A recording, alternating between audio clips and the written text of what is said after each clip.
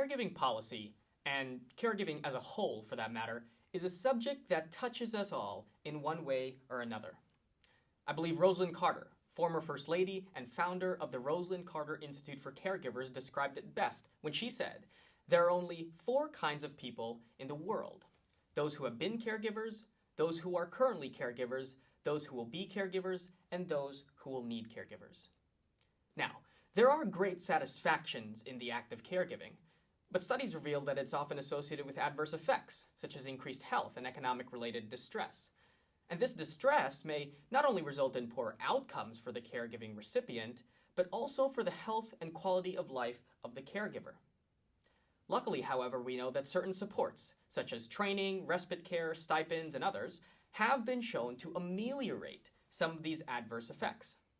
So all of this illustrates a fairly logical construct.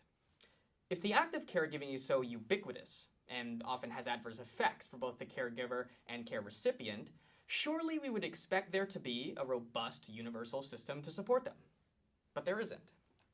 As a matter of fact, in the United States, there are often vast differences in public support offered to family caregivers on a state-level basis.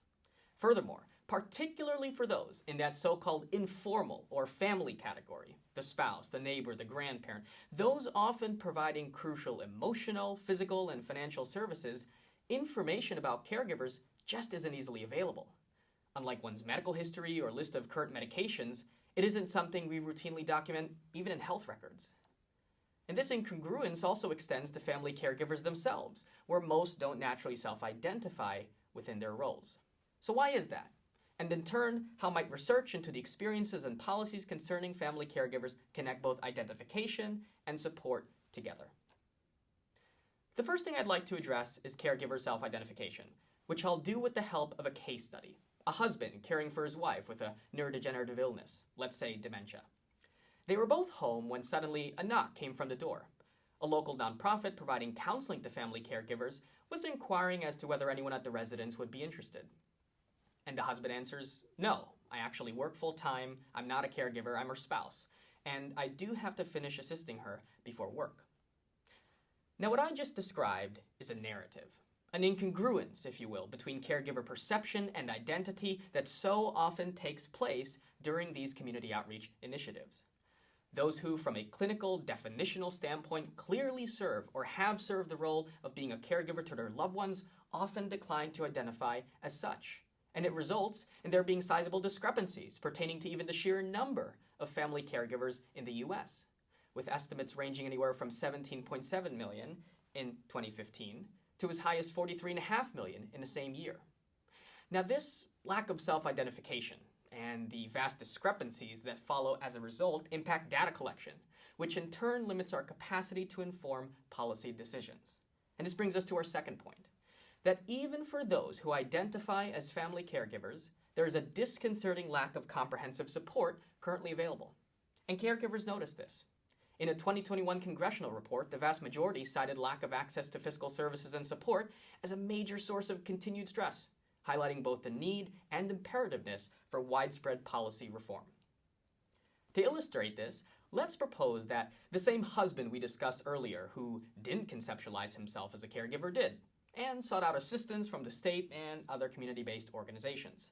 But in doing so, they run into a roadblock. They have overcome that tremendous step in embracing their role as a spousal caregiver, only to discover that they live in a state that restricts access to home and community-based services, one subset of caregiver support, the majority of which is paid for by Medicaid. But even in a state whose provisions promote eligibility to these support services, our husband in question may still be limited by a lack of spousal impoverishment protections, which allows spouses of caregivers to retain a greater number of assets and still qualify for Medicaid benefits. So as you can see, while a select number of states in green have fairly robust protections, there exist huge swaths of red all over the country, and even cases where there are no spousal protections at all. So to conclude, both self-identification and the lack of government support for family caregivers are some of the most pertinent issues within the health policy field.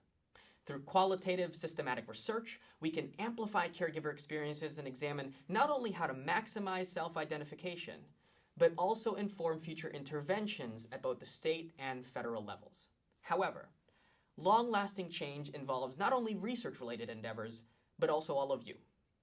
As we depart here today, I implore you to find the ways in which family caregiving exists across healthcare, and in doing so, identify how you fit into this caregiving paradigm. Because at the end of the day, we are all part of the same story. Thank you.